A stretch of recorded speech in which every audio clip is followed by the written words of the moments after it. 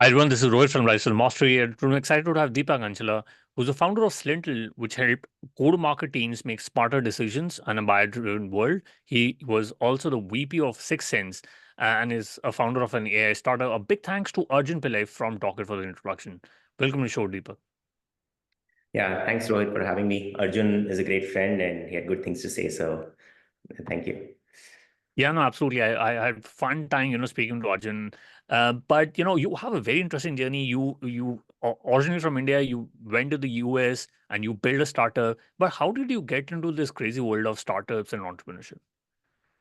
Yeah, I've actually written a book about this as well, and I highlight my journey there. But I think the seeds of it started way, way early on. I tried to do different startups at different phases of my career. I wanted to do a bowling alley at one point. Awesome. Way back in the day, I wanted to open a restaurant. I wanted to do so many different things. In fact, like my dad was a dermatologist, a skin specialist, and I wanted to become a supplier of cosmetic medicines to him, Nice. even like negotiated contracts with suppliers and all. So all of those were non-tech, right? And then I moved to Silicon Valley. And then the whole wiring changes, right? And I've been working in tech companies for a while, Yeah. and I was part of a couple of 0 to 1 journeys before Yeah. I did my own company. So that gave me a lot of confidence. So I was part of Traction and then Eightfold as first business hire in the US in both, right? Wow. And so I saw how to scale sales, marketing, CS, and all of that. And I was obviously learning how to do product and engineering. I was a techie, right? So I was able to like grasp things pretty quickly. And then when I saw the opportunity, I went and started Slintel. Interesting. You got a bit of a deep color in you because he started off with the bowling alley before he started Make My Trip. But it's you mentioned about Traction. I mean, that's one of the very interesting starters. But how was the experience working with Traction, and how did you actually go about building Slintel? Yeah, so Traction was my first startup experience, right? Before that, I was an iBanker in the beginning. I worked in Mm. Macquarie, Citibank, and then Cognizant after that. It's very interesting, right? When I got a job in Traction, I moved from Dallas to the Bay Area with I Okay. think I was 5 months pregnant then. They're expecting a baby, and I've never worked like in a company less than 10,000 employees, right? Yeah. Right, so this was a probably like a 30 employee company at that time. Most of the folks were back in India. Sure. So when I came to the Bay Area, I was told that, hey, I was leading sales, right? Hey, you have a certain target to achieve in a certain span of time, and I hope you can achieve it. If not, then things like decisions get made pretty quickly in startups, right? You know how it Sure. is. So there's always a gun to the head, right? And in a startup, and somehow we were able to pull that off. And I had a team of like 5 reps under me in Traction, and most of them hit quota. Mm. So yeah, it was basically being thrown to the wolves, and I chose that, by the way. I chose that journey, and just learning from first principles, right? Everything that you do in a big company prior to that is probably irrelevant when you do a startup, right? Like the Mm. hunt farming role that I was doing back in Cognizant, I was managing a $20 million book of business there. All of that, those playbooks don't apply, right? I mean, some of the experiences you can take with you, but yeah, the way like especially in an early stage startup like Traction at that point in time where the product is still maturing, you have to create a market and you have to create awareness. There's no brand yet at that time, so it's a lot of learning along the way. Yeah, yeah. No, super interesting. And you have companies like Zoho and Freshworks, and there are a lot of SaaS companies that have done well where they have the product market fit in India, and then either the founder or the leadership team have moved to the US to expand. So, in your view, since you've been there for a decade, do you think US is ideal for launching, or is it ideal for getting a product market fit in your home country and then expanding there? Yeah, great question. I think in my case, I was based in the US when I started the company, so I didn't have that option. We Oh, launched okay. like this. But I would say my experience has been mostly with B2B SaaS, right? So Right. if you are in B2B SaaS, I think that's where your question is as well, with the examples you're given. True. Um, you're selling to a global audience, right? Hmm. In SaaS, you're not just selling to an Indian audience, unlike B2C, where you have India specific nuances and you have to be like big in one geography. Here you're selling to the global audience, and a majority of like the buyers are in the US and Yeah. probably right, and some other countries as well. So if you have to go global, so you have to go global from day zero. Now, if the question is, where do you hire your initial employees? and where do you incorporate the company and get started before you reach, and do you reach a certain scale before which you expand to US, right? I always think in this day and age, the sooner you can build a global team, the better it is from a Mm. brand perspective, from learning perspective, especially because you're competing with the best of the best in SaaS, right? True. And you don't have a market where I can say I can go sell my SaaS in India and let somebody else sell it in US. No, that's not going to work. It's always global, Mm. part or at least regional. So yeah, I would say as soon as you have the money to expand globally, and you have to hire the right resources in at the right points of time in different geographies to really make a dent in those geographies, right? Mm. Correct. Interesting. Um, and since you worked in both the markets, how does the US ecosystem differ from the Indian ecosystem, or do you think it's pretty similar now? uh, No, there are definitely some differences, right? So Right. in the US, for example, the markets are a lot more mature. Like the buyers, Mm. if you look at the buyers of products, they have any idea that you come up with, there are probably 10 other companies at least that exist, and people have evaluated. So there's also that fatigue that has kicked in into buyers here, right? So you have to be really, really differentiated. If you're selling in an existing category, like in Slintel's case, we were, right? We had slightly a nuanced product, but we were selling in the sales intelligence space. So you have to be really differentiated. You have to have your positioning, messaging, all of that like really, really well written down to be able to even convince an American buyer, right, who's already evaluated Mm. soon. Or you have to be leading edge, right? You have maybe there's a new technology like generative AI, that's happening right now, and you're building something extremely unique and you're creating market awareness, right? So I would say like when you're building companies in US, that is something you have to factor in. I know there are companies who started in India and other geographies where they started with Indian clientele in the beginning, Mm. right? Expanded to like maybe Asian clientele and then Yeah. came to the US. But then when you come to the US, a lot of times you get a root shock, right? Like because the Yeah. market is so saturated for a lot of these categories. So I would say it's probably better starting on day zero with the Okay. US market, or Mm. the market that is your prime market, and just learning and iterating, right? Because everything will change. And the other thing that is very different is also the buyers in US. And you're in Europe, so you might add more color here on the European market. But in US, buyers expect most things to be self-service, right? Mm. They Yeah. only want to hop on with the CSM if they really want to, but otherwise they just want to be sold. And if they can't get things done very easily, they get frustrated, right? So things have to be super simple and easy because people are used to that. And every app you use, everything you do is like, quick actions, right? Everywhere. In some of the Asian markets, I know it's very different, True. right? People expect a high level of service even after you sell a product, and you can actually win deals with just your servicing abilities, right? Yeah. And here it's more product abilities. So very different markets. Correct. And I just want to go back to Slintel. How did you get to that idea, and how was that experience for you to sell it? Was that idea developed when you were already working for Traction? Yeah. So when I was working for Traction, I was taking care of the sales team there, right? And we were selling to the VC world, VCPE world, because Traction was like a Crunchbase, a product, or PitchBook rather, Correct. product that had a lot of insights around funding and all of that. And then after Traction, I went and worked in Eightfold, where also I was part of the 0 to 1 journey. In both Nice. the journeys, because I was doing sales, and when we were picking up the phone and talking to buyers, we would ask the same questions all the time, right? So we would ask, hey, what tools do you use today? Right? In Traction's case, do you use PitchBook or CB Insights? In Eightfold's case, we use Greenhouse, Workday. And so we would ask, like, do you use any competitor tools? When do contracts come up for renewal? When is your contract coming up? When is Yeah. the right? Who is the decision maker? And how much money are you willing to spend for a tool like this? Right? So you ask all these questions. And I sat there thinking and said, hey, all of this information should be available, right? Yeah. We live in this information age. And the way we decomposed that problem statement was, we said most companies, when they buy products that are complementary to their tech stack or that replace a particular technology, right? Mm. Replacing a particular technology, the contract renewal date is super important because 2, 3 months before that is when you kind of start selling, right? So can we predict contract renewal dates? So can we Mm. map tech stacks of all companies and observe movements over time? So that's what we started with. And then from there, we said, now if we know the tech stacks, we know contract renewal, can we start predicting like the dollar value that people are spending on that, right? And the budget. So each part of the bank was, we are trying to answer ourselves. And so that led to the idea. And when I started Slintel, I had talked to like a bunch of founders who wanted this information, bunch of small companies. We said, okay, let's just go build it and see how we do it. We still did not know how to get some of this data, right? So a lot of that technology came in much later, but we just knew that this was a problem statement that needed a solution. Correct. Interesting. And since you worked in startups, do you think is speed more important in startups, or do you think quality matters a lot, especially when you work in in the Western world?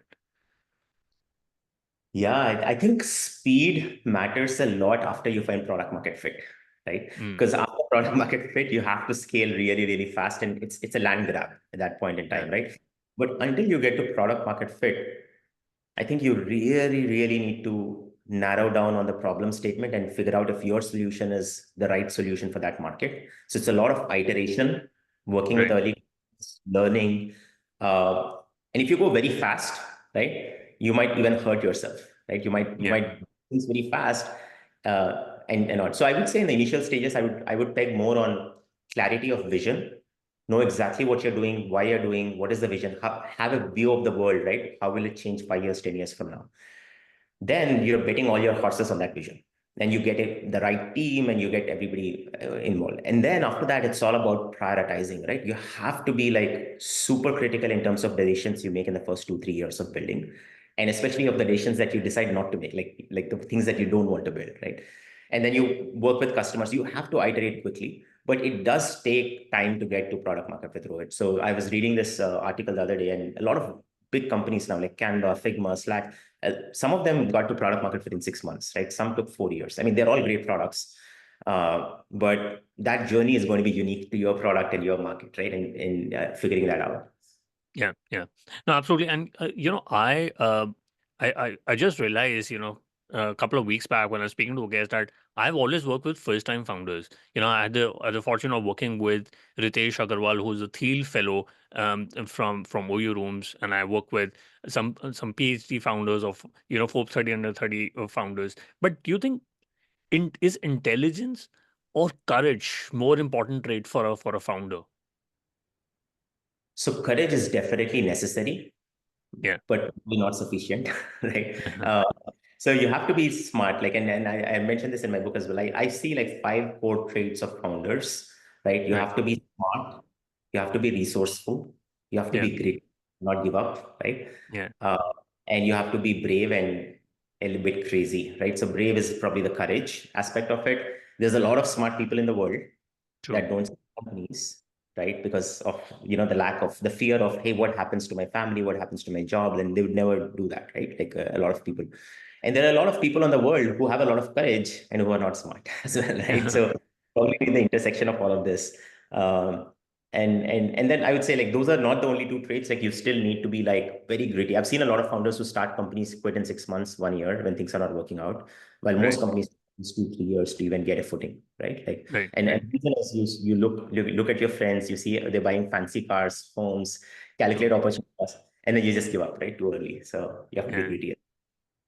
Got it. And especially the market is so difficult these days. Um, what advice you give to founders, who haven't had a product market fit? When do they get to make that decision that things are not working out and they need to go back for whatever reasons? Yeah, so the advice I got was at least have 2 years worth of cash flow in bank, especially True. assuming you may not raise VC funding for Mm. many folks in the beginning. It's tough. So have 2 years of cash because you know what happens in 6 months is you try things out, you're not sure if it's really working, right? It takes time to build product. Then you go to True. your initial set of customers, you might get rejected all the way through for the next 6 months, 1 year. But you still, if you spend enough time, this is what I strongly believe. If you have a smart team of founders and founding team members, and you have a valid problem statement, in a couple of years, you will figure things out. You will see how to pivot, what to do, and assuming that everybody is open to change, right, and open to like making tweaks, right. So I would say at least 2 years is what I would recommend, but I know everybody has a different lens. Right. I feel like many companies are not successful because founders give up too early. Mm. Correct.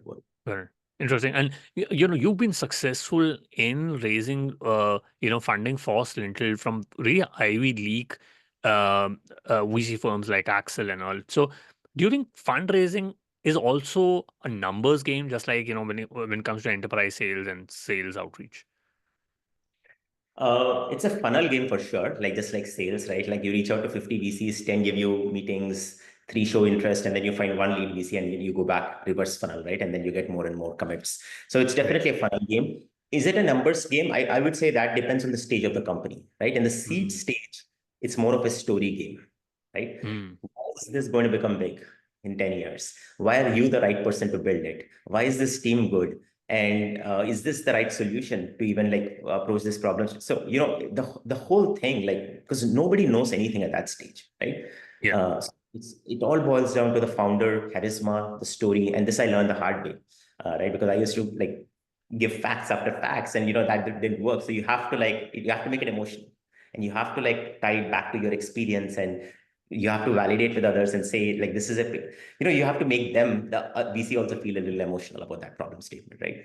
I would say Series A, things change. In our case, once you hit like a million ARR plus, that's where Series A and B2B SaaS happens, right? Typically. So then it becomes, things like how efficiently are you growing? What are your marketing channels? How quickly are you able to add revenue? What's your overall team like? So the numbers start becoming important. And what's your velocity of growth every quarter, CAC to LTV, all those ratios become important. I think when you go to Series B stage, 4 5 million ARR-ish roughly, right? Like things like NRR become extremely important, right? Yeah. Like in what are customers saying, and then efficiency metrics become even more important in later stages, right? Like the magic number or the burn ratio, all of that, because at some point, like people want like efficient growth, and then you have to grow into those multiples, right? And you can't do that if you don't have a path to profitability over time. Right, right. Interesting. And you've recently moved out of Sixth Sense and you're building something in AI.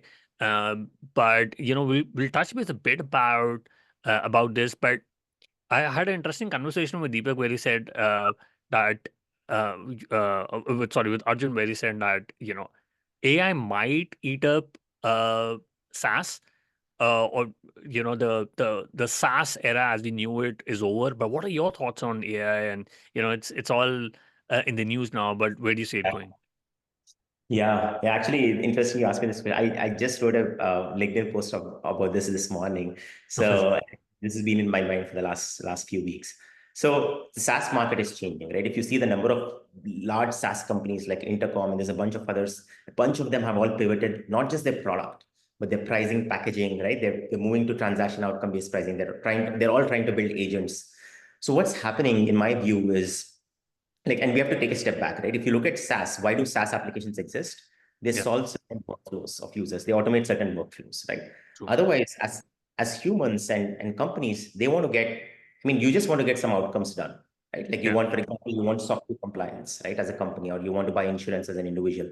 You just want to get some outcomes done. Now, for that, you have to use some tools that make your workflow easier. And those tools were SaaS for a yeah, large point.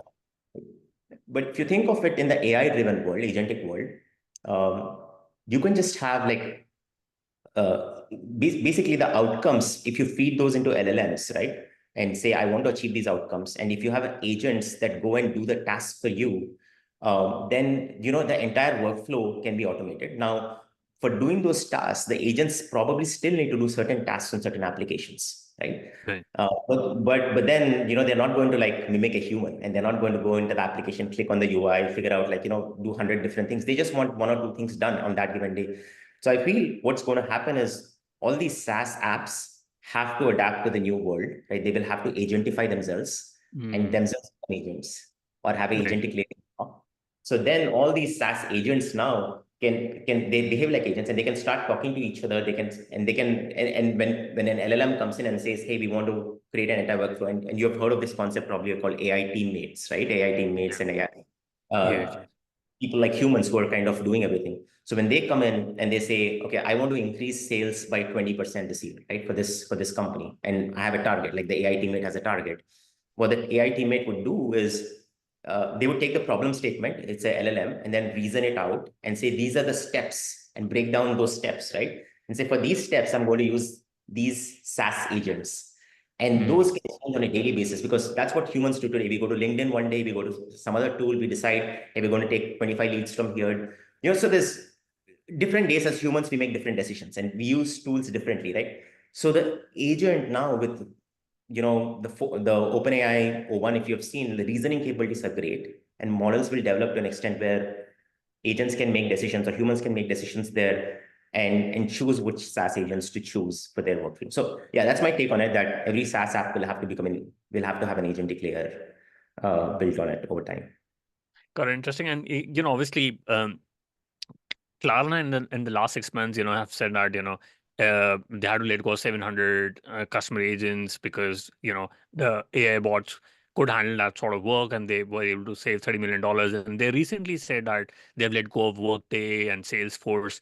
Do you think other SaaS companies should be worried about the precedent which Klarna has set, and how do the sales teams are going to look at their revenue numbers this quarter and maybe the next year going forward? Yeah, so far it's too early to say. I would say Klarna is more an exception than a norm right, at this point in time.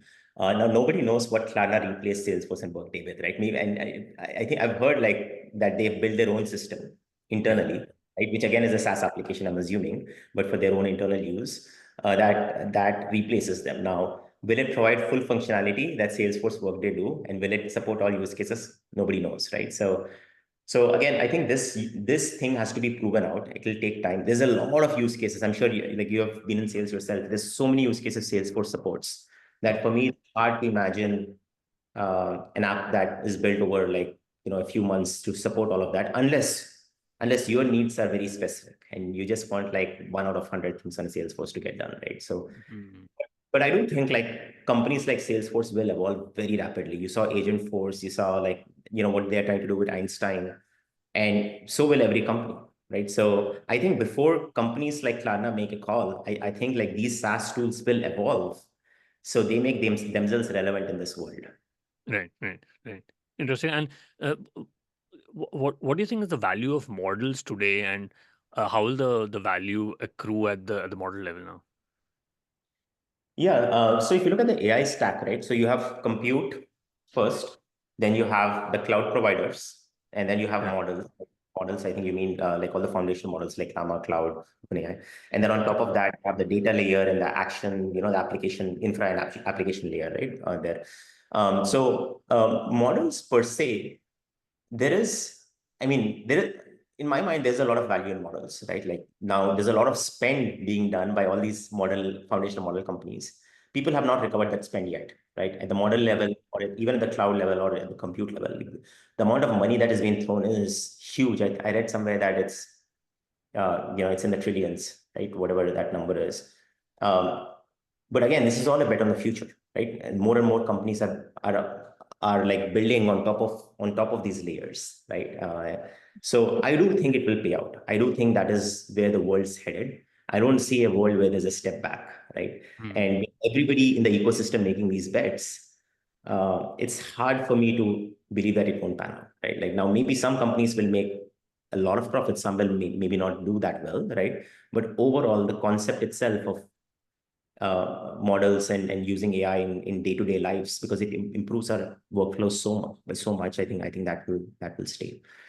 Um, the model companies, I don't think we'll have like many more, right? I feel the foundational model companies, there's 4 or 5 there. It's hard to get like many because that market is kind of almost taken. Right? They might Hmm. be maybe like I know in India there's a company that's doing region-specific foundational models. So maybe there are some use cases like that come up. But I think now the opportunity lies on the application side, building agents, building AI, team members, and all those other areas. Got it. Interesting. And since you've been involved in selling to enterprises, what's the biggest concern for enterprises adapting to AI? Yeah, so and I just draw a parallel here. Then enterprises for adapting to cloud. Remember, like Yeah. when Salesforce was on cloud and people were using SQL and everything before that. I think the number one concern at that time was, hey, our data is so Yeah. important, can't put it on cloud, right? And then there were all these hybrid solutions that came up. So we're seeing a similar cause for concern right now. Enterprises are like, oh, our data going to OpenAI or like any of these models, it's getting out of our purview and we don't know what's happening. So there's definitely sensitivity around data leaving their their instances, AWS instance, etc. There's also PII data, which is becoming very important now with GDPR in Europe and all the other regulations, CCPA. So people are like even more worried about how do you deal with PII, right? And then comes security aspect of things. But finally, I think even if like people are comfortable with all of these, like enterprises, when you deploy and these models, the models hallucinate, right? So without fine tuning, I think the models are 60, 70%, somewhere accurate. And with fine tuning and, other things, you can probably increase with RAG fine tuning, you can increase the accuracy, but it's still not at 100%, right? So there is a level of error like that AI makes. But the question that they are asking themselves now is not that is AI 100% accurate. They're saying, is AI better than without AI? Like without AI, I had, maybe some humans do certain tasks. They also make mistakes, right? So is this better than that, right? Mm. And overall, does it improve the productivity of the organization? And if the answer is yes, they're going and adopting it. But you have to check all the boxes. Like Glean, for example, you have seen the news, right? 4.5 billion valuation. Enterprises are lapping it up. Microsoft announced Copilot for Teams, right? So there's a big market being created, and people have said that this is the fastest technology that has been adopted by large enterprises, right? Mm. Yeah. And you compare it with cloud and everything else that happened in the past. And thing is, many companies are not even buying products; they're just building in house. Like you have Yeah. the foundation, you can build agents, you can get a lot of tasks done, right? So Yeah. it's an interesting build versus buy dynamic that's happening there in enterprises. Mm. Yeah. No, I think it's a super interesting, phenomenon which is happening. But um, if you look at OpenAI, they I think they've done close to around 3.5 billion in revenue with 5 billion in losses. Not really sure about the numbers here, but they're quite big on open agents, and they somehow feel that next year the revenue is going to triple or go 5 times. But what can AI do in 3 to 5 years time? That will be a game changer for enterprises going forward. I think helping enterprises rethink their entire models around consumers, around their customers, employees, and in general employer productivity. Right. I'll give you an example.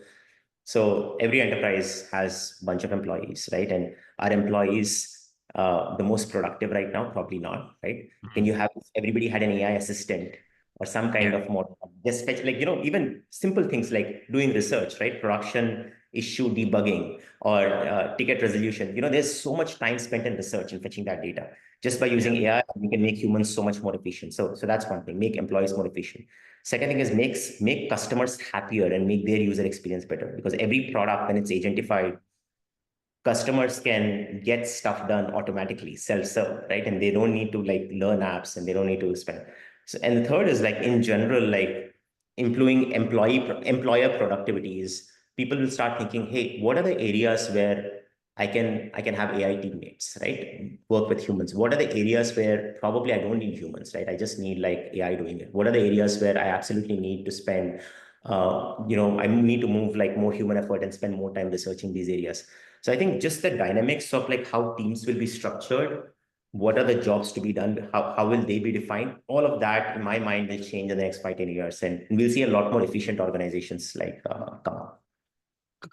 Got it. And if you look at the Magnificent Seven company, be it Apple, Microsoft, Meta, they have all made their bets. But when it comes to Amazon, I think I somehow feel that they lag behind. But they've recently given a mandate that the remote work is not working. They need to come back to office 5 days a week. So did Tesla, right? I mean, Elon is works in a different way altogether. But do you think the era of remote work is over? The 2020 to 24 is over, or do you think the the hybrid work culture is going to stay forever? Another good question. I think nobody knows. Yeah, I was surprised looking at the Amazon mandate myself. I think from January is when they want people to come back, right? Yeah, Five. yeah, true. Um, yeah, yeah, and I heard like people are not taking it that well, so we'll see what happens there. I don't know, like in the US, for example, most companies are operating hybrid right now, right? Very few companies are working all remote. Yeah, some companies are working like 5 days a week in US. I know in India, like most companies are 5 days a week or are hybrid, right? So I think there has been like an intention for companies to get people back to work, even though commute times are there. And because there's also this dynamic, right? When people are in person, there's so much brainstorming happening. And people miss the social connect. You can't stay at home for months or years together and still feel like you're part of like this company. You know that somewhere the connect breaks down, right? So Yeah. that's what employers are preferring. Now, on the other side, will you get the smartest employees? I think like as humans, we don't like to be dictated, right? Like that's it. We like to choose. We like to be given choice and we like to choose. So I think it'll be an interesting employer-employee dynamic, and I think it'll fluctuate with respect to times, right? In a great hiring market, in a market that is very, very favorable for employees, employers may have to give in, right? And vice Mm. versa. I think, Right. but I feel like hybrid is here to stay. I think, um, and I'm a big believer in what like employees like, right? Like I think most people prefer hybrid and prefer Yeah. having, they want to go to office, by the way. They don't want to sit at home like for the longest time, right? So True. I think stay for some time. Correct. Correct. Interesting. And you've been into sales and revenue. So um, when it comes to sales reps, what ideally what should be the ramp time and the onboarding time when they be it mid market, SMB, or enterprise. What advice would you give to founders who are looking to hire sales reps, and what should be the ramp time for them? Yeah, it totally depends on the market. Like you said, the market that they're selling to, SMB, enterprise, mid-market, strategic. Like I was in different kinds of companies. I was in Traction where we were doing mostly SMB deals, right? Slintel was also SMB commercial. Eightfold was enterprise, right? And Six Sense was enterprise strategic to the most part and some commercial, right? So I've Interesting. seen different ACV products. Uh, so eventually your metrics have to make sense, right? The Yeah. amount of money you're putting in sales versus the how much you're getting out. So if you're selling a 15, 20K ACV product, right? Ideally, you don't like for a person to do $1 million quota, right? You have to probably do 50 deals in a year, roughly, Yeah. right? And like if the product is not technically complex, I would assume that the ramp time should be less than a couple of months, Okay. right? Or maybe 3 months max to get there. And then you start hitting. For more technically complex products, you could have a higher ramp time for a low ACV deal, but you still want to have that velocity once that ramp time is done, right? So generally, let's say broadly, I've seen 2 to 6 months ramp Okay. times. Right. Uh, Maybe 9 months if you're doing strategic, right? But it's rare. And when I say ramp, I mean to 100% quota, right? Yeah. Because Oh, yes, yeah. like in month one, you would do probably 20%, and then it's stagger rampant. Um, but yeah, if you're taking 6 months to ramp a sales rep for a 20K CV deal, it's probably not going to work. Right? Yeah. So, Yeah. Correct. Correct. And in your career, you would have hired a lot of sales reps. So, what does hiring look for a SDR or a sales manager? What do you look for a sales rep when you're looking to hire them?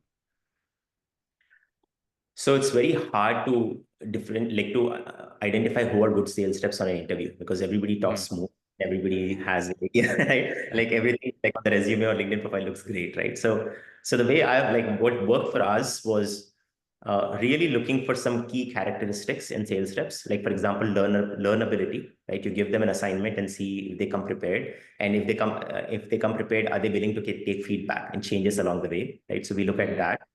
Um, we look at ownership, right? How much will they like own follow-ups, diligence, how diligent are they? And we look for negotiating skills. So, Mm. in interviews, we would role play and say, hey, like, I don't want to buy this product for the next 2 months. Contact me after 2 months and see how the other person convinces you, right? So negotiation skills uh, and in general, like I feel like today's sales is mostly solution selling, right? You're not Yeah. pushing down product on somebody's True. throat. So you want people where you feel like if I'm talking to the person, I feel like he's trying to give me a solution for my problem versus he's trying to sell Correct. a product, Yeah. right? Yeah. And he's not overselling. The moment people sense like buyers sense like a little bit of overselling and they feel they're just going to back off, right? Yeah. Today's buyers are very clever. So you have to like just work like as a consultant, just answer questions when they have questions, guide them a little bit, nudge them a little bit.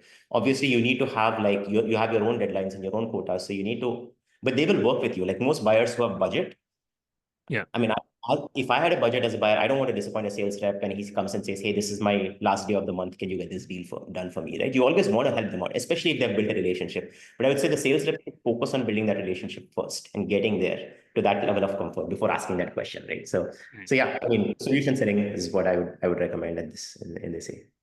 Correct. And you know, you rightly mentioned it's very difficult to find out who's the right candidate because they all speak really well. But what are some of the characteristics that you look for, and what are some of the must questions a founder, who's listening to the podcast wants to know when you ask them for the during the interview questions?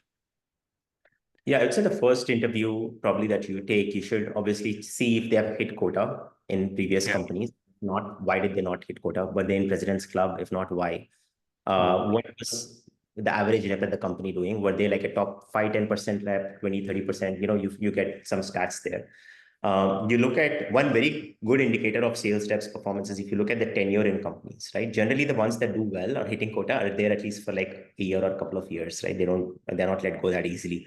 And they generally don't want to join you because in their case, like they would have enough pipeline for the next year too, right? So I yeah. think look at small things. But again, you have to give the benefit of doubt if layoffs have happened, they have happened, right? It's nothing to do with the performance of that person. Maybe it's just companies going through a bad time. So you have to also factor that in. But when you bring them in for your second round, third round, I think you have to give them assignments, put them in give them situational questions, right? Do role plays with them, ask them to, craft emails or, pitch you and convince you. So you'll have to do a lot of that. And finally, I would say, ref checks, right? Ref checks, don't hire anyone without like solid ref checks. Correct, correct. Interesting. And you did mention that you wrote a book called Idea to Exit. What was the entire writing process like? And were you doing it along with the job? You also had a publisher. So what was the entire journey for you for writing along with a full time job? Yeah, it was my first time writing something, and it was a humongous task for me to get this off the ground. So I had to first learn how do you even write, right? And Yeah. help me with writing, right? So what I used to do is I was like VP of product section, so I didn't have much time to write on the weekdays. So I used to Right. spend as like a couple of hours on Saturday and a couple of hours on Sunday, just jotting everything down. I did not maintain a diary when I was building Slintel, so I had to like recollect everything and started writing down. Then I worked with a publishing company that helped put all these thoughts together, right? So most of the material I had written down, some of the refinement, they talk to you about like how do you build stories after every chapter? Like there has to be a hook at the end of every chapter that lets people go to the next chapter, right? Otherwise, they just stop reading. How do you do that? And then even designing the book cover, how do you do that? And so I did take help with a publishing company that helped me through that process. Took me about a year to write the book, and then another few months to kind of I ran it past all our investors through Sixth Sense, our acquirer, just making sure everybody's comfortable with that. And then like the last 2 3 months were about publishing, right? So you have to publish on Amazon, and you have to get some stuff done, get approvals from Amazon. You have to I created my own website, all of that. So it was a pretty interesting learning process. I think I can shorten the time frame if I do another book now, right? Or give Yeah. advice write books. But first time it was almost like building a company. Correct. Yeah, no, absolutely. We'll put that in the show notes. And I quickly want to do the top three. What's your favorite business book? Business book. I picked two actually. So I like Five Dysfunctions of a Team. Okay. And then I pick Radical Candor, which I really like for managers who like to see how to become good leaders for their employees. Correct. We'll put that in the show notes. And if you could go back in time when you started off with Slintel, what is the one thing you would have focused on or done anything differently? Uh, I It's hard. I mean, things worked out for us. Yeah. But I would say maybe pick a bigger problem statement to solve, Okay. and something where there was a very big wave in the market, like ride the wave versus try to create, differentiation in a competitive market, which is what we were trying to do. Got it. Interesting. And do you have any favorite online tool, for example, Gmail, Slack, Zoom, anything other than the product that you're building? Yeah, I like Slack a lot. I'm a big Slack user and I'm a big WhatsApp user. So messaging tools all the way for me. Correct. We'll put down in show notes. And Deepa, what's the best way people can reach out to you and know more about yeah, the product that you're building? Sure, yeah. So I'm on LinkedIn, Deepak Anchala. You can just look me up. You can also email me at deepak.anchala@gmail.com. I generally respond to most of the messages. Sure, sure. We'll put down in show notes, and we also put a show notes about your book, Idea to Exit. Really looking forward to reading this as well. But thank you so much for your time, and it was lovely speaking with you. Thanks, Rohit. Same here. Have a good day.